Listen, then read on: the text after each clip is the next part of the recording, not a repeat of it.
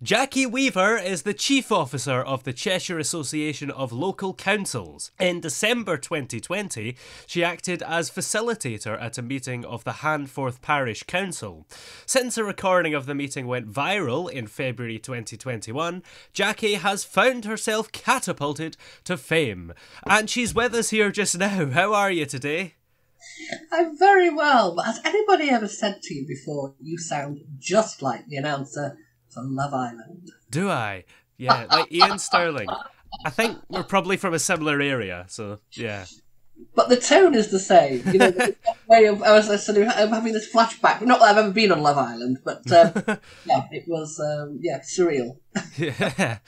Now, what was the prequel to the events of the video we've all seen? I mean, was there something that built up to that? Oh gosh, yes. I mean, no meeting, no matter who the personalities are, go from 0 to 500 like that. Mm. And so, yes, there was a history going back at least 2 years. And the frustration for, you can see there's two factions. For the Karma faction, was that actually the chairman had unilaterally suspended the clerk, so they had no clerk. The chairman refused to call any meetings. So they are members of the organisation I work for, Cheshire Association of Local Councils, and we're there to help kind of solve problems for councils. So they asked if we'd facilitate the meeting when two councillors called it. And the whole point of the kind of escalation of not whatever was around the chairman and his two colleagues being determined the meeting was going to take place. Yeah. And how have you processed your rise to fame? Well, I don't think of it as a rise to fame, so that kind of helps. It's so difficult to explain how incredibly busy I've been, without sounding like poor me. And so in many ways, you need to process what's happening. So it's only now, sometimes I look back on things and think, goodness, did I really do that? Yeah. But at the time, it was just part of what I was doing. You know? Yeah. And you say you've been very busy. Is that because of council stuff or because of all the requests you've had since? Oh, both. I mean, I look back in my diary sometimes if I'm preparing for a presentation or something, thinking about what it is that I've been doing, and I look at it and think, good grief. You know, because a lot of the stuff is in the media, so a lot of people see that. But a lot of stuff isn't in the media, so that, you know, I get lots of invitations to talk to organisations of women, you know, kind of talking about how you cope with difficult situations, that kind of thing. And also a lot of stuff with students, not just political students. A lot of it is with political students, you know, interested in the system, etc. But also young people, which students tend to be, just wanting to kind of find out more about local government and how it's different, because it is different from national government. Yeah. And although the meeting video was quite hostile and maybe not a nice thing to go through in the moment, are you in a way glad that it happened because of all these opportunities to bring awareness it's created? And that's a really good question, because I was at a council meeting the other night there, and a lot of people invite me to kind of like their annual meeting because it brings along more people. Yeah. And somebody said to me, you know, when the media, you know, kind of knocked on the door, why did you answer it? And I thought, well, I couldn't imagine not doing. I mean, if you think about my career, which did start earlier than 2 years ago, I spent 25 years working in local government, the town and parish council, and so few people still know about them, even though there's one in almost every parish or every town in the country. Yeah? And so we work very hard and have done, not just me, but colleagues and also our national body, at promoting them, but with very little take up of interesting schemes and promotions that we do don't get much traction. So when you have the press knocking on your door saying, "Tell me something about local councils," who wouldn't open the door? It doesn't make any sense. The only thing I would say is, though, that I kind of thought it would last a day or a weekend or maybe the week, and at a push the month. And it's been that constant adjustment, kind of thinking nobody will be interested next week. And yet it would appear people still are interested next week. Yeah. And this is a bit of a geeky thing, but I wonder if voting turnout in council elections went up as a result of the video. We won't know that yet. We'll know that in May. And certainly in Cheshire we have all-out elections in May. Yeah. And then, of course, nationally it will be the year after. So it will be difficult to tell. But I guess for me, one of the things is about how many people are even just engaging in any way, and that is even turning up to council meetings. And there are definitely more people turning up to council meetings, not just because I might be there. It is genuinely more about, well, she was interesting for a bit, but now let's look at, is there some legacy here of stuff that we should be involved in? Yeah. And do you say yes to every opportunity that you're asked to do? My default position is yes. If it's possible, my default position is yes. But there have been some media things that I've turned down. Oh. Kind of, and not many, because any TV, particularly, no offence to radio, but any TV kind of appearance is invaluable in terms of promotion. But somebody did approach me with a great idea they had for a programme they wanted to pitch, which was around the healing process between Alid and myself. No, no, that's just not going to work. Yeah. And just to clear something up from the video, who was the the older gentleman on Alid's iPad? Was he a council member too, or was he just hanging around? Kind of neither. He's Alid's dad. Oh. Councillor. Yeah. Interesting. Well, we'd almost think he was his carer, but he's his dad. Yeah. So should he have been there? No. Oh, yes and no. He'd every right to be there as a member of the public. But I would certainly, had any councillor said to me, is it okay if I join a council meeting remotely and have my husband, wife, daughter, son, whatever, sitting next to me? And I would have said no. You really should be separated. And clearly, there was no separation. The fact that you're asking the question, was he a councillor? Kind of pays testament to that. Yeah. Not obvious to the outside world who he is and what his role is. Yeah. And how did you feel after the meeting? Did it feel like that was a really dramatic thing that happened and it's going to be life-changing? Or was it perhaps just another thing that happens in a meeting? Oh, somewhere between the two. It was a very unpleasant meeting. I'm not a snowflake by any means. I'm kind of used to people feeling very strongly about something and really getting kind of enthusiastic and angry about, putting forward their views. Yeah. It doesn't happen all the time, but by their very nature, you want people who care about the subject to come together. So, there's going to be arguments from time to time, but that was particularly unpleasant. So, and I knew it was going to be. I think that's the other thing, is that normally I wouldn't have done that meeting. I have two colleagues in the office who are lovely, lovely people, perfectly competent to do something like that. But I knew that it was going to be really unpleasant. So I had to do it myself. And I was glad I did. But for me, it was about what was the point of the meeting. The point of the meeting was to make it happen. We went into the meeting, I wasn't even sure I could get them there because of the kind of game of chess we were playing. So at the end of it, I just felt great. Because what happens after the debacle at the beginning is that it settles down to be a perfectly ordinary council meeting. Nothing to see. They're talking about, parking at the station and stuff, housing and stuff like that. Interesting stuff for that local community.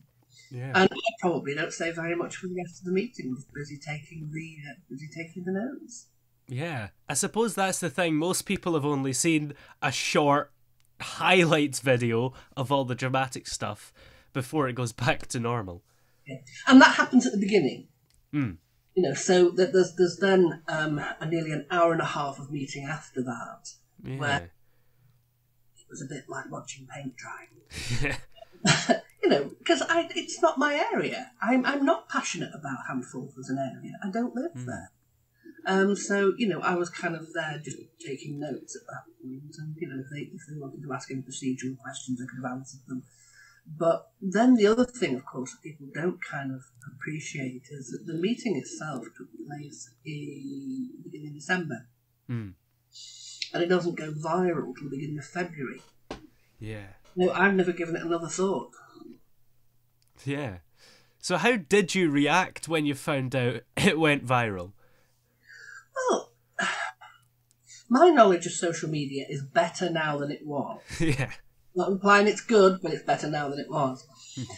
And somebody, a colleague of mine, texted me at something like 9 o'clock at night to say, kind of like what I call an excited text message, lots of emojis, saying, "You're trending number 3. And it meant absolutely nothing to me whatsoever. Nothing. Wow. So then a bit later, even more excited emojis, you're trending number 1. Well, trending number 3 didn't mean very much. Just changing the numbers wasn't going to make it any different. Yeah. So I thought, well, I'll ask a young person. They know what about this stuff. So I texted my son and said, apparently I'm trending number 1. And he just said, "Don't worry about it, Mum. That'll be a mistake." I just thought, okay, fine. And I gave it another thought. Until the next morning. And the next morning, we had a very polite and nicely formed queue of media representatives lined up outside the house, waiting for interviews. And they always do the same thing. They always send the youngest, nicest looking person on. "Would you mind, please? My boss has asked me to do an interview." I was like, yeah, no problem. I'm thinking, God, what else do I want to talk about? The Handforth video. What Handforth video? Because, as far as I was concerned, the December meeting was... Yeah. So did you have to watch the video yourself to find out what they were on about? No, I was a bit sneaky. I just listened to what they said, and they told me what it was about, so I just commented on it after that. And that made the second interview easier because I knew what I was talking about then. Yeah. So did you watch the video back eventually? Eventually, yes, but there wasn't time at that moment to say, "Could you just wait while I go and watch the video and find out what we're talking about?" Yeah. But I caught up quite quickly. Yeah. And I think the most exciting thing of that morning was finding out Jackie Weaver's on Women's Hour in about an hour. That was an impressive booking at the time, I remember feeling like. So, did you have tons of emails that morning? Oh, God, yes. I mean, I'm one of those people who, from a work perspective, really does like to try and clear my desk. Okay, I haven't dealt with anything, but I've at least filed it in the right place. I'm quite organised. Yeah. And suddenly, every form of communication with me was absolutely full. So, home phone, my personal phone, text messages, Messenger, which I never use. What even is that? Everything, even to the point that some enterprising people had sent couriers to hand deliver stuff because from Manchester. Wow. And I'm still thinking, there's an unrealness to it. Mm. So, yeah, it's you don't have time, or I certainly didn't feel like I could have taken time, but I didn't. I guess you don't have time to really think about what is happening, what is the significance of things. Because apart from anything else, it was that kind of like, oh, great, some media attention, able to talk about town and parish councils, able to talk about because I felt I was quite good at changing the narrative from "isn't that an awful meeting" to "yes, but most of us do fabulous stuff." Yeah. And just thinking, well, buckle up. This will be a couple of days at best, and then your history. Yeah. And what about the other members and people that were in the meeting? Because it was complete silence from them, really. I don't know if they've done anything since. They have done lots of interviews. Certainly there was a lot of abuse hurled the way of anyone trying to interview the Aled household. The chairman put out a statement about how he'd been victimised or something. And eventually the councillors, because they wouldn't know how to respond, eventually kind of formulated a response to what was happening. Yeah. Do you think the meeting would have gone differently if it was in person instead of on Zoom, or not really? And it would of course have gone differently, but I suspect it would have been uncontrollable in person. Because I think the level of violence that has been demonstrated by Aled before, such that the only thing you could do would be close the meeting down for people's safety. So, and in a way... that was totally contrary to what we were trying to achieve, just having a meeting. Yeah, so it was quite good that it was on Zoom then. Yeah. Because maybe some people would assume that maybe because it's on Zoom and people have been locked down, their anger is up a little bit, but I guess was that anger already there? Yeah, that kind of hostile behaviour had been prevalent for 2 years. The behaviour from those 3 councillors, one of them in particular, was Yeah. And with all these opportunities that you've had, is there something you haven't been asked to do that you would quite like to do? Oh, gosh. I'd like to do Desert Island Discs. Ooh. That would be really good. And I'd also like to do... oh, gosh, it's gone out of my mind completely. One with Ben Shepherd and the Machine. Tipping Point. Tipping Point. Yeah, I'd like to do that. What about Strictly? Because they're announcing that now. No. I would not like to do Strictly, simply because it really, from what you hear, it takes up so much of your life. And one of the things I've been able to do, touch wood, is actually maintain some form of normality in my life by continuing to work. And I think that for me has been an enormous help. It really is a reality check. It's sometimes you can get swept away with the kind of media attention. A lot of people telling you you're really fabulous, and eventually you start to think, yes, I am. Yeah. And that's not good for anybody. Yeah. Being at work takes you back into but although I cannot tell you what it is, I did do something that will be on Channel 4 in September. Ooh. It's going to air just after the Bake Off on Channel 4. Yeah. I'm trying to think what that would be. Is it anything that we know the name of? No, it isn't. Okay, well, I can't guess then. You wouldn't be able to guess, and it was a reality. It is a reality show. It involved being away from home for a month to film. Ooh. So it's quite big. That sounds like an exciting premise. Probably the scariest thing I've ever done. Oh, well. Yeah.